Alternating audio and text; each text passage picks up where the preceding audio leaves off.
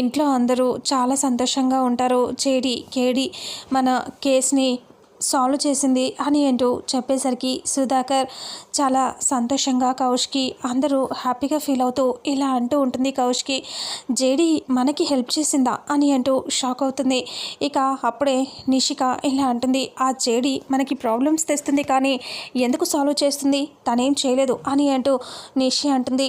లేదు నిషి, నిజంగానే జేడి కేడి ఇద్దరు కలిసి మన కేస్ని సాల్వ్ చేశారు, వాళ్ళే మనకి హెల్ప్ చేస్తున్నారు అని జగదాత్రి చెప్తుంది. ఆ మాట వినేసరికి సుధాకర్ కూడా అవును, ఇంతకుముందు కూడా మనకి చాలాసార్లు హెల్ప్ చేశారు, వాళ్ళని బయట పెట్టరు కానీ వాళ్ళు మనకి చాలా రకాలుగా హెల్ప్ చేస్తున్నారు అని ఏంటో సుధాకర్ చెప్తాడు. అవును బాబాయ్, జేడి నిజాయితీగా పనిచేస్తుంది, తప్పుంటే తనదైనా యాక్సెప్ట్ చేసుకోదు అని ఏంటో కౌష్కి అంటుంది. వాళ్ళు అలా పొగుడుతూ ఉంటే జేడి జగదాత్రి కేదార్ ఇద్దరు హ్యాపీగా ఫీల్ అవుతూ ఉంటారు. ఇక అప్పుడే నిషి యువరాజ్ వాళ్ళు సీరియస్గా చూస్తూ ఉంటారు. ఆ తర్వాత జగదాత్రి వాళ్ళు పొగడటం జేడి కేడిని మెచ్చుకోవడంతో హ్యాపీగా నవ్వుకుంటూ ఉంటారు. అంతలో మేఘన అక్కడికి వచ్చేస్తుంది. మేఘన పవన్ని తీసుకొని వస్తుంది. పవన్ స్టైల్గా కార్ దిగగానే జగదాత్రిని చూడాలని ఆతృతతో ఫాస్ట్గా వచ్చేస్తూ ఉంటాడు. నవ్వుతూ సడన్గా బయటికి జగదాత్రి చూస్తుంది. చూసేసరికి పవన్ స్టైల్గా తిప్పుతూ వస్తూ ఉంటాడు. పవన్ని చూడగానే ఒక్కసారిగా షాక్ అవుతుంది. అప్పుడే వెనకాలే నిలబడ్డ కేదార్ని చూసి టెన్షన్ పడుతూ అతని వైపు చూస్తూ ఉంటుంది. వెనకాలే మేఘన కూడా వచ్చేస్తుంది.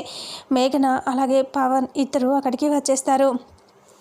వెంటనే పవన్ అలా వచ్చేసరికి నిషి వైజయంతి ఇద్దరు చాలా హ్యాపీగా నవ్వుకుంటూ మేఘనరానే ఏందమ్మి ఇలా వచ్చారు, మొన్నే కదా వచ్చిపోయారు అని అంటూ వైజయంతి అడగటంతో ఇక అప్పుడే ఇలా మేఘన అంటుంది, మన జగదాత్రితో పవన్ సార్ సరిగా మాట్లాడలేదంట, అందుకనే చూస్తాను అని చెప్పాడు, తీసుకొచ్చాను, అసలు జగదాత్రి ఏం డిసైడ్ అయిందో కనుక్కుందామని అని అంటూ మేఘన అంటుంది. అప్పుడే జగదాత్రి సైలెంట్గా ఉంటుంది. ఇక అంతలో పవన్ కాసేపు నువ్వు ఉండు సిస్టర్ అని చెప్తూ ఇలా అంటాడు, the beautiful rose for the beautiful girl అని చెప్పి అంటూ రోజ్ ఫ్లవర్ని ఇస్తూ జగదాత్రికి ఇలా అంటాడు, తీసుకో జగ్గు తీసుకో ప్లీజ్ అని అంటూ ఇలా ఫ్లవర్ ఇస్తూ ఉంటే జగదాత్రి చూస్తూ కేదార్ వైపు చూస్తూ ఫ్లవర్ని తీసుకుంటుంది. అప్పుడే ఇలా అంటూ ఉంటాడు, నీతో నేను సరిగ్గా మాట్లాడలేకపోయాను, మొన్న అందరూ ఉన్నారు మన చుట్టే, నేను సరిగ్గా మాట్లాడలేదు, అందుకే ఇప్పుడు నీతో మాట్లాడదామని వచ్చాను, పద జగ్గు మనం అలా పక్కకి వెళ్ళిపోయి వీళ్ళందరికీ దూరంగా వెళ్ళిపోయి హ్యాపీగా మాట్లాడుకుందాం అని అంటూ చెప్తే నేనా పక్కగా నేను రాను అని అంటూ జగదాత్రి అంటుంది.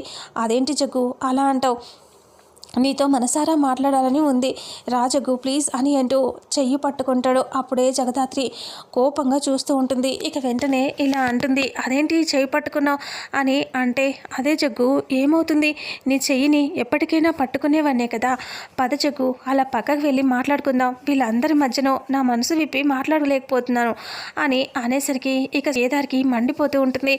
ఏమీ మేఘన ఉంది కాబట్టి సీరియస్గా ఏం చేయలేక సైలెంట్గా చూస్తూ ఉంటాడు. ఇక అప్పుడే చెయ్యి పట్టుకొని రాజకు అని అంటూ ఇలా ఒక అడుగు ముందుకు వేసేసరికి జగదాత్రి నించున్న చోటే ఇలా చెయ్యిని గట్టిగా ఇలా విరిచేసినట్టుగా అనేసరికి అతను కింద పడిపోతాడు. ఇలా ముందుకు విరిచి లాగినట్టుగా చేస్తుంది.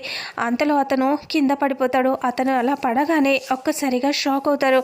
అందరూ అలా షాకింగ్గా చూస్తూ ఉంటారు. అతను అలా పడగానే కేదార్ నవ్వుతూ ఉంటాడు. అతను పడిపోయి లేచి కూర్చుంటాడు. ఏం జరిగింది అని అంటే, ఏం జరిగిందేంటి అసలు, నువ్వు ఏంటమ్మి, నువ్వు ఇలా ఒక ఆడపిల్ల అయి ఉండి అంత పెద్ద మగాన్ని ఒక్క చేతితో ఎలా పడేయగలిగావు అని అంటూ అడిగేసరికి, అవును నీకు అంత బలం ఎక్కడిదే అని నిషిక అంటుంది. అలా అనేసరికి ఎందుకు ఉండదు, తను ఒక పోలీస్ ఆఫీసర్, అలాంటప్పుడు ఇంత బలం ఎందుకు ఉండదు అని, తను పోలీస్ ఆఫీసర్ కాబట్టి అంత బలం ఉంది అని మేఘన చెప్తుంది. ఆ మాట వినేసరికి ఒక్కసారిగా అందరూ షాక్ అవుతారు. నిషి వైజయంతి యువరాజ్ షాకింగ్గా చూస్తూ ఉంటే జగదాత్రి కేదార్ ఇద్దరు చాలా టెన్షన్గా చూస్తూ ఉంటారు. అప్పుడే మేఘన ఇలా అనుకుంటుంది, అయ్యయ్యో చెప్పేశానే, కాసేపు ఆగాల్సింది కదా అని అనుకుంటూ ఉంటుంది. ఏంది ఈ జగదాత్రి పోలీస్ ఆఫీసరా అని వైజయంతి అంటుంది. ఇక అప్పుడే పక్కనే ఉన్న యువరాజ్ కూడా టెన్షన్గా భయం పడుతూ ఇలా అంటాడు, ఏంటి జగదాత్రి పోలీస్ ఆఫీసరా అని అంటూ అడుగుతాడు.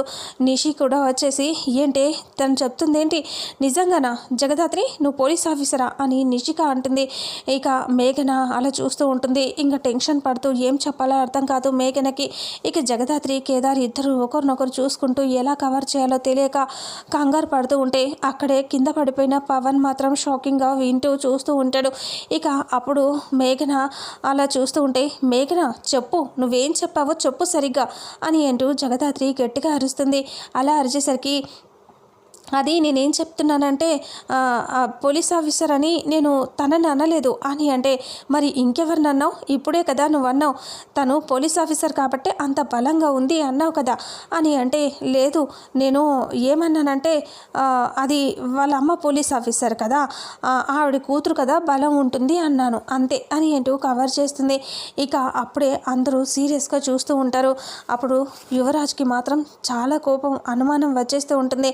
నిజంగానే జగదాత్రి పోలీస్ ఆఫీసరా జేడీగా వస్తున్న పోలీస్ ఆఫీసర్ జగదాత్రినేనా అని యువరాజ్ చాలా టెన్షన్గా ఆలోచిస్తూ ఉంటే ఏంటి నువ్వు ఇప్పుడు కరెక్టే కదా నువ్వు చెప్పింది వీళ్ళందరికీ గట్టిగా చెప్పు అని అంటూ అందరినీ లేని డౌట్స్లో పెట్టేశావు అని కేదార్ అంటాడు.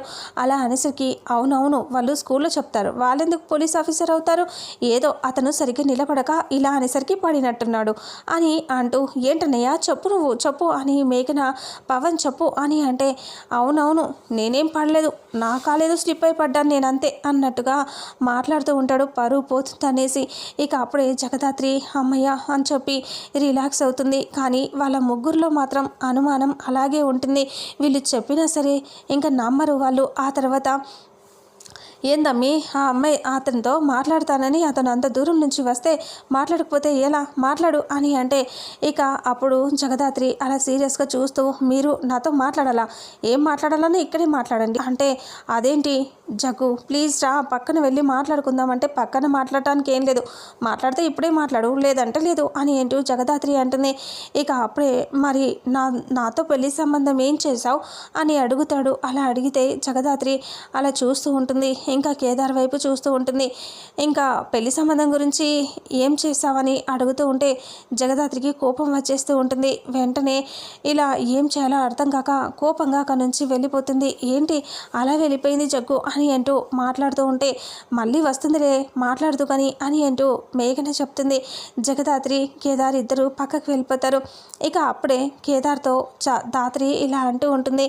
ఏంటి కేదార్ ఇది అసలు ఏం జరుగుతుంది చూడు వాడు ఎలా తగులుకున్నాడు నాకు ఈ మేఘన అంత మొత్తం అది చేసేస్తుంది అని అంటూ జగదాత్రి అంటుంది. ఆ మాట విని నాకు కూడా చాలా కోపం వస్తుంది దాత్రి ఏం చేయాలో అర్థం కావట్లేదు నాకు అని కేదార్ అంటాడు. కొట్టామా అసలు తనకి డౌట్ వచ్చేస్తుందేమోలే మన మీద అని ఆలోచిస్తున్నాను అని అంటూ కేదార్ అంటాడు. ఇక అప్పుడే జగదాత్రి సరే వాళ్ళని ఏదో ఒకటి చేద్దాం అని అంటూ మాట్లాడుకుంటూ ఉండగానే కౌశికి అక్కడికి వస్తుంది. కౌశికి రాగానే అందరూ సైలెంట్ అయిపోతారు. ఇక అంతలో ఏమైంది జగదాత్రి ఇక్కడున్నారు అంటే ఏమీ లేదు వదిన మేమే ఊరికే మాట్లాడుతున్నాం అని చెప్పేసరికి ఇంకా అప్పుడే కౌశికి అక్కడి నుంచి వెళ్ళిపోతుంది.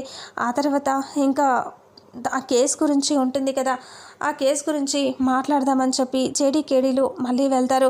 ఇంద్రాణిని ఇంకా తను హత్య చేస్తుంది కదా కల్పనని దాని గురించి మాట్లాడటానికి ఇన్వెస్టిగేట్ చేయటానికి మళ్ళీ డ్యూటీకి వెళ్ళిపోతారు. జగదాత్రి కేదార్ ఇద్దరు కలిసి వాళ్ళిద్దరూ అలా వెళ్ళిన తర్వాత ఇక చాలా టెన్షన్ పడుతూ మేఘన అసలు ఏంటి జగదాత్రి ఏది సమాధానం సరిగ్గా చెప్పదు వీణైనా పెళ్లి చేసుకుంటుందా చేసుకోదా నేను కేదార్తో జీవితం గడుపుతానా లేదా అని ఆలోచిస్తూ ఉంటుంది. ఇక అప్పుడే జగదాత్రి కేదార్ ఇద్దరు మళ్ళీ ఆలోచించుకుంటూ బయటికి వెళ్ళిపోయి మేఘన చేసే పనుల గురించి కంగారుగా మాట్లాడుకుంటూ ఉంటారు.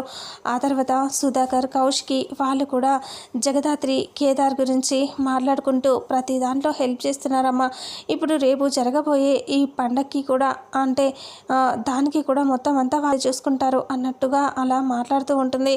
ఇంతటితో రేపు రాబోయే ఎపిసోడ్ ఎండ్ అవుతుంది.